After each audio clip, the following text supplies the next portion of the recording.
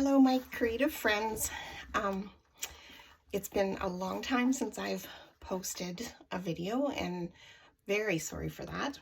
But I'm super excited about this project, and this is actually my project for this year's brand ambassador for Graphic 45. So year 24-25. I was a brand ambassador a few years ago, and I absolutely love it because I love Graphic 45.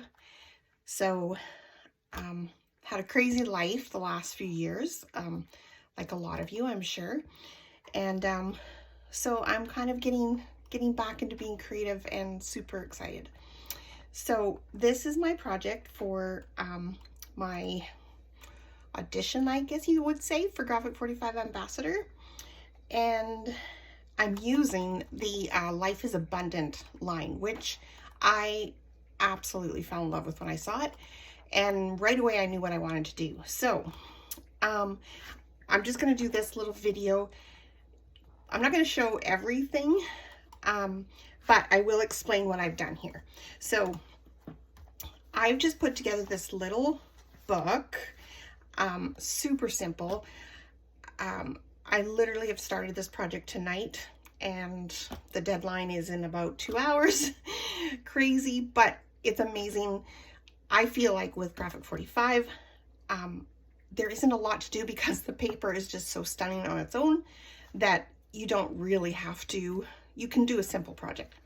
So what I've done is I've kind of cut a bunch of pages. So my little book here is 6 by 9. And so I cut, my paper was 12 by 9. And then I cut some of these beautiful pieces from the paper as well.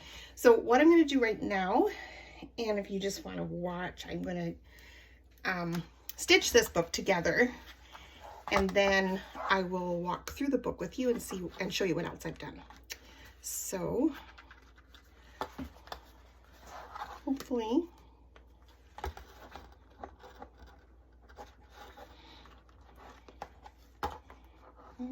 this looks like it's moved around on me a bit.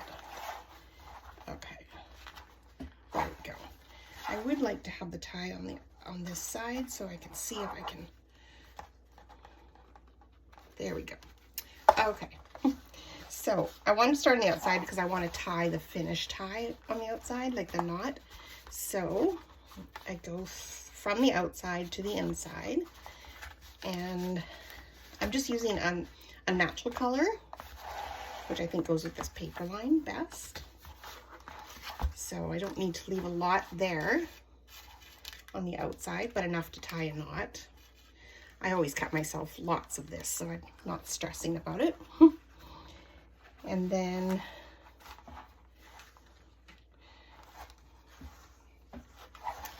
super dull needle here. Works the best. So you go through the center, then to either the top or bottom, doesn't matter, down all the way up to the bottom or the top, and then this through here. I already punched the holes and did the measuring and stuff because that's kind of boring. I will do another video that's step-by-step with that. Most people who've taken my classes and whatnot are familiar with this. It's a 3-hole pamphlet stitch. And then go this way. Okay, so that's how simple that is. Actually, what I wanted to do with this little book originally was I wanted to sew it. So I wanted to stitch it. I had a bunch of sewing ideas, but I was having issues with my sewing machine, and I am by no means a seamstress. So that didn't happen. So I went to the old standby, which is this. So I've just got to put my needle away because my cat is sitting beside me watching very anxiously at this thread. So when you bring this up, these two pieces, one on each side of this, and then you basically just tie it in a knot. So I may put a charm on there as well.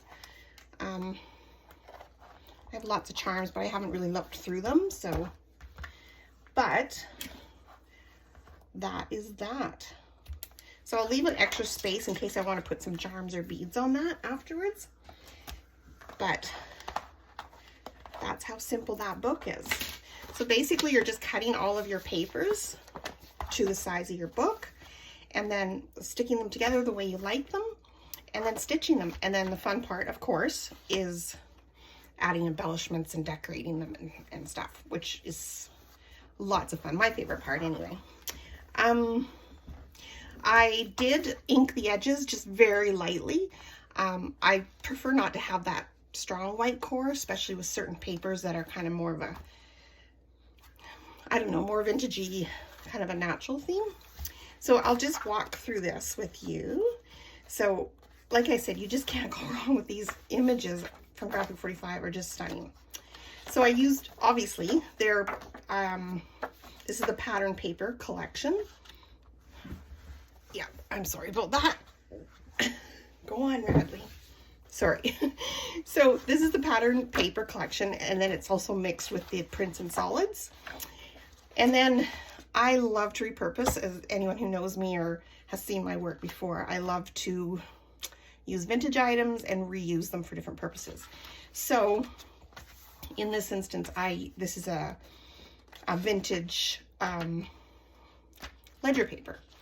Another great thing, like I use vintage sheet music, maps, there's all kinds of different papers, and they all, when you're dealing with vintage anything, go beautifully with Graphic 45. So, and I never make my pages exact. I also like sometimes with this, I just tore. I don't like to do anything perfectly because it's impossible. So I like to just go with the more natural feel. So more of the pattern paper and the prints and solids, more ledger paper.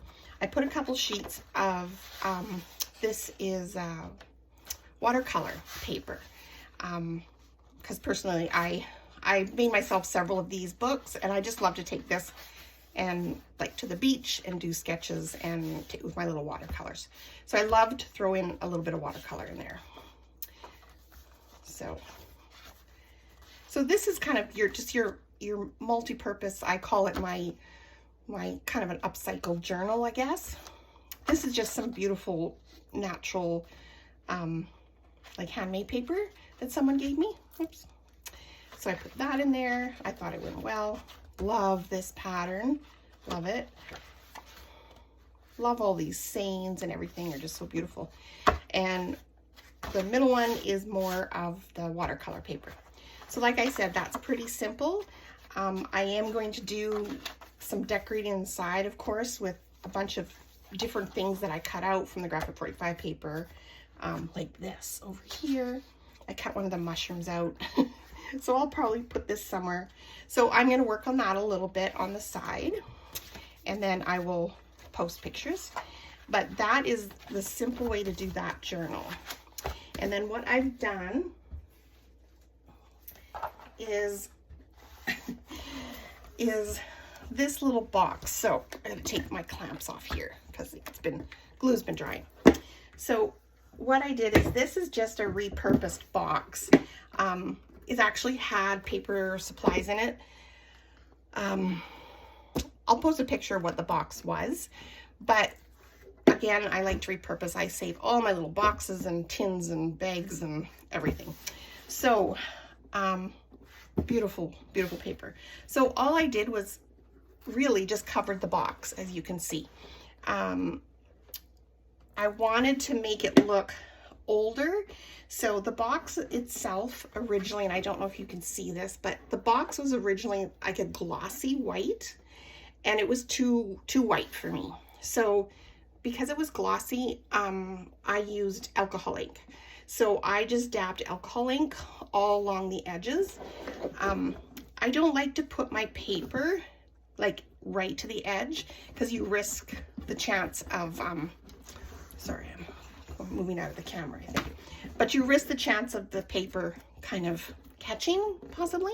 So I like it to just sort of have a little on the edge, but I wanted it to be more rustic.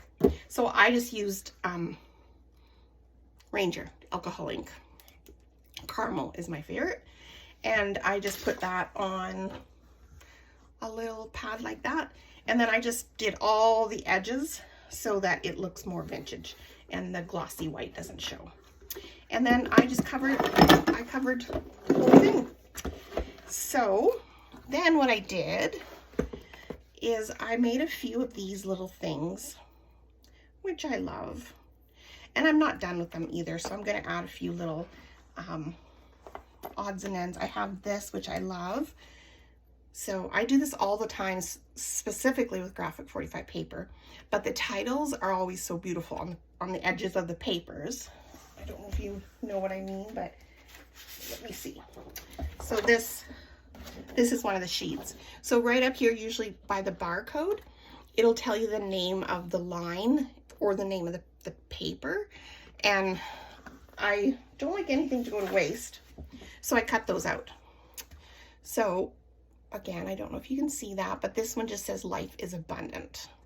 So I'll probably ink that and put that on one of my jars as well, like that.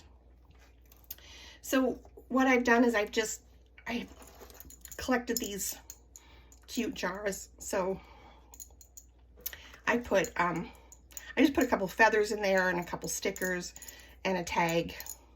But I really just kind of wanted this box to be like a naturalist's box. So somebody who's studying or going to the forest and collecting things.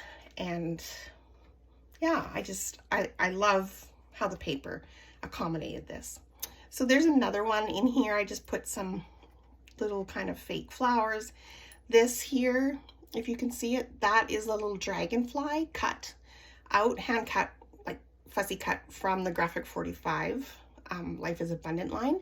And then I just put like a glue dot on there, and I stuck it in and attach it to the glass, and then put a little tag on that as well. This has just got a few little ladybug stickers in there. This is just little flowers and a tag and some stickers. These are some old, I think they're meant for coins, coin collecting pieces. So I might ink those a little bit as well. Let's see. I got probably put some more, yeah, I got to put some more alcohol ink on there, but I might ink those up a bit. And then these are just actual slides, like, you know, science class. So this is a little bee that I fussy cut out of the Graphic 45 paper, and then I just put it between two slide pieces and then put some stickers on them like that. So they look like little specimens. And this one is just, I used a sticker of fern, and this is another sticker. And when I put the sticker on, I cracked that one, but it just gives it more character. How's that? This again is just a sticker, 2 slides, and then this is the little wee mushrooms cut from the Graphic 45 paper also. And yeah, I think that's it. Oh, I have this other one I might play with, but there's I've got a cool rock in there. So the box and the little accessories here, and then my journal will go in here as well. So that is my idea. So I'm just going to play with it now. I will post another video shortly showing you the finished product when I finish, which will be very shortly because I have to post these videos and everything before midnight. So anyway, thanks again to Graphic 45 for obviously having ambassadors, and for the beautiful papers that you keep making. So I'll just end my video for now, and I will post another one soon. Okay, thanks for following along. Bye.